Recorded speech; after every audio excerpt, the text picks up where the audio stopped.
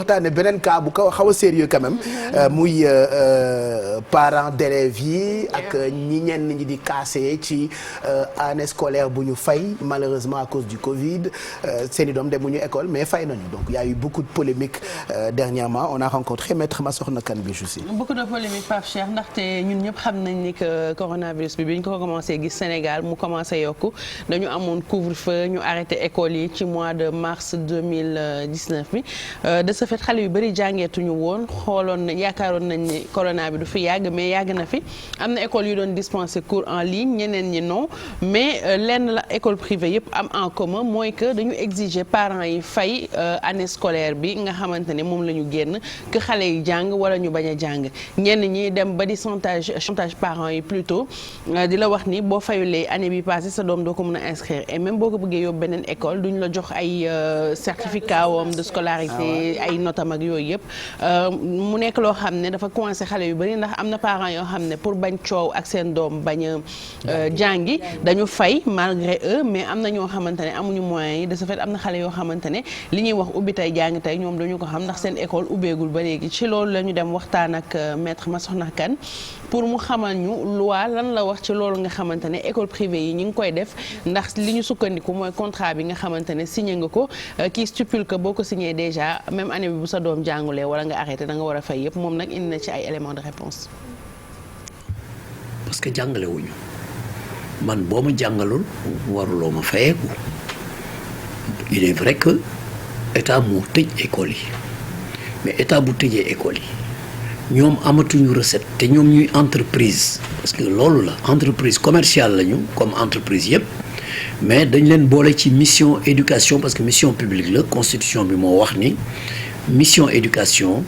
nañ ci boole école privée yi sous le contrôle et l'autorité de l'état état mooy contrôler mooy joxe autorisation mooy joxe itam subvention donc loolu la moo tax état bi di contrôler donc problème bu mel ni bu amee état bi moo war a jóg wax ci mais waruñu bàyyi parents d'élèves yi ñu leen di maltraiter di leen def lu ne di leen chantage di leen menacer di bañ ñu inscrire seeni doom ak yooyu yëpp état bi di ko seetaan te état bi xam na ni lii jaaduwul ñoom xam nañ ko reconnaître que nañ lii jaaduwul sa famille nag bu fekkee ñaar dañ ci am litige waroo leen wax dem leen ngeen wuti solution non da nga leen war a woo nga àtte leen ki ci tooñ nga ni ko yow kat yaa tooñ defal nii loolu la état bi war a def te defu ko am na ñoo xam ne dañ dàqoon seen doom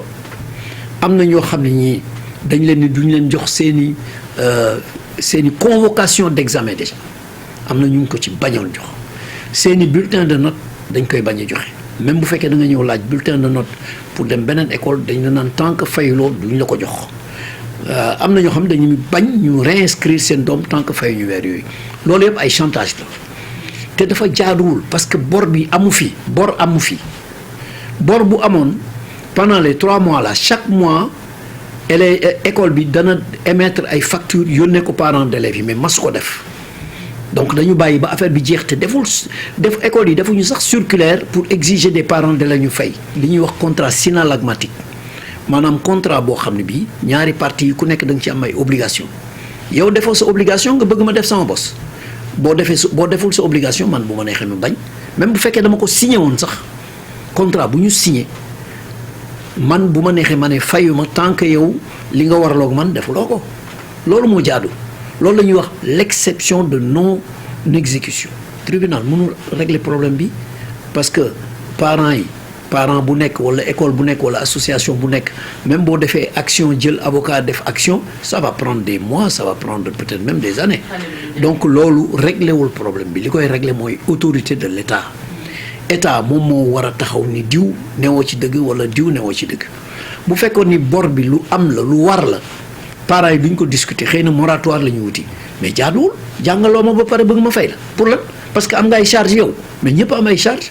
Covid bi ñëpp la impacté loolu jubadi la te jubadi dañ koy xaar feneen fu dul ci école privée yi surtout les écoles privées confessionnelles moo xam catholique ak musulman loolu tax ñu ne il faut ñu def manifestation boo xam ne ñëpp ñooy jóg ñëpp lañ ci woo moo xam élèves yi parents d'élèves yi syndicats d'enseignants yi les associations de consommateurs et de la société civile yëpp ak personnalités yi nga xam ne bëgg nañ ci bokk ñëpp ñëw manifester ni lii warul am état bi na ci wax. voilà donc ñu doon déglu maître Massokhna Kane moo jiite SOS consommateur oui il fallait quand même ñu déglu ay kàddoom parce que ba léegi waajuru ndongo yi parents d'élèves yi ñu ngi ñaxtu.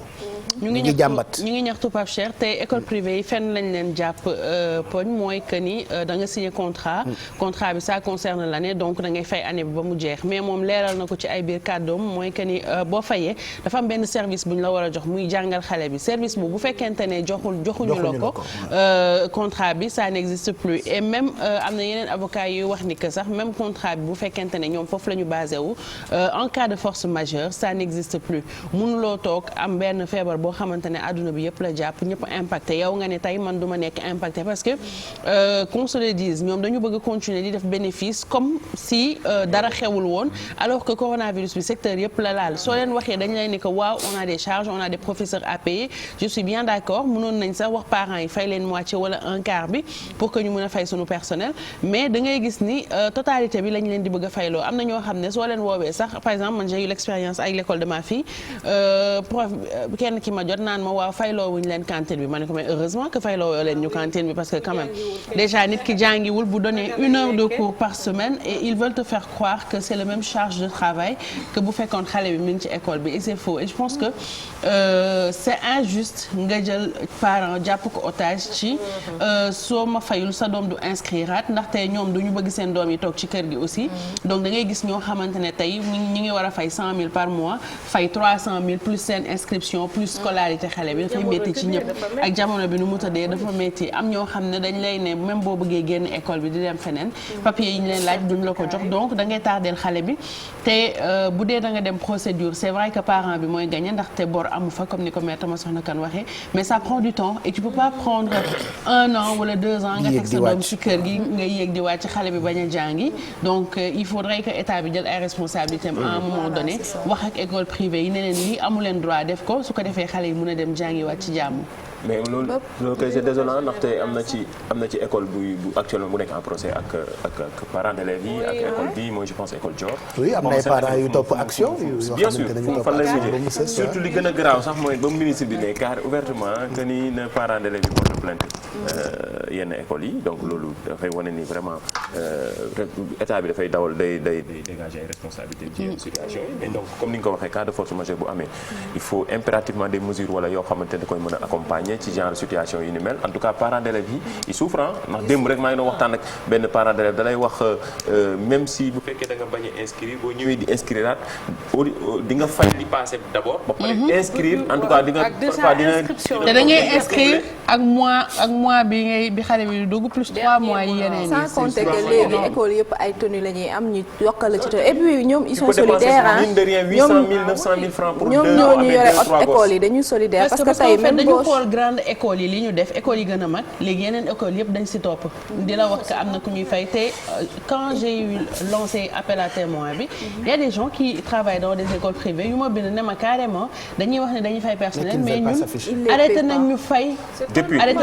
depuis coronavirus bi mu amee et ils ont peur de s'afficher parents yu bëri aussi seen témoignage laaj naa leen ko mais dañu ragal affiché wu mais da ngay recevoir ay témoignages yoo xamante ne si réseaux sociaux yi je te dis que lii mënul sax nekk et puis léegi comme ni may wax ñoom dafa mel ne ñu solidaire parce que même si tu boo changé xale bi école beneen école bi muy dem danaan la wan ma luy wane ni non danaan la wan ma luy wane ni am na fay na fële te boo fayul fële te amoo si certificat d'inscription dañu nekk en association moi je me dis alors que crise bi c'est pas la faute aux parents c'est pas la faute aux parents mais ça rappelle encore le problème de l'épargne de benn impacté jiñ kenn quoi parce que ñoom temps bi ñuy def bénéfice aussi seen xaalis bi ñu doon am un bénéfice c'est pour compenser des situations comme ça. mais assurance am na yeneen yëpp am na. non et puis da ngeen rappelé wu yenn ñoom école privée yi ci digg Covid bi ñu ngi doon wax ni ñoom bi ñuy jotee ñenn ñi am na ci yenn école yoo xamante ni somme yu ndaw la ñu jot. donc sûrement dañ koy bëgg rattraper ci penser. mais ça c'est injuste. dañ naan état bi defalu leen dara donc voilà état bi dafa xaw a dégager ay responsabilités ci yenn li ñu leen doon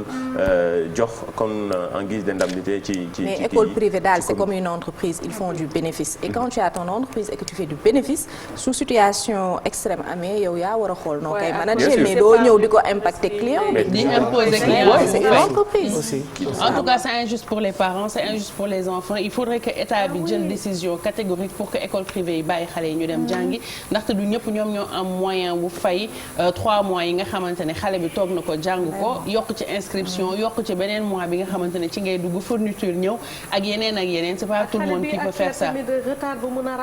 Merci beaucoup le temps que ngay gérer nga war a ñëwaat après dañuy accumuler waat xale bi bopp bi nar a fees ñu boot ko def pression bu ñu waree toll ci examen c'est compliqué. façon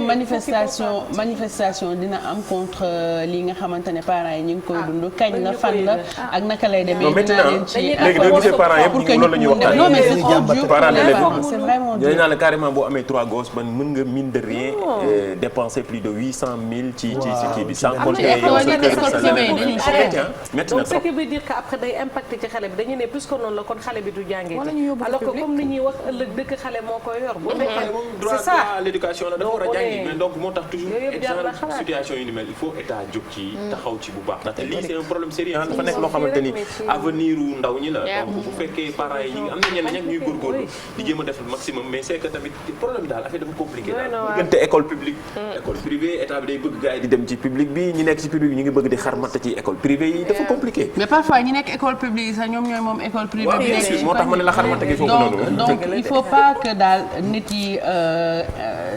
problème am yow nga ne man problème bi du ma ci tooy coronavirus ñëpp la takkal te boo dee xool léegi contrat yu bees yi nga xamante ne école yi génnee nañ ko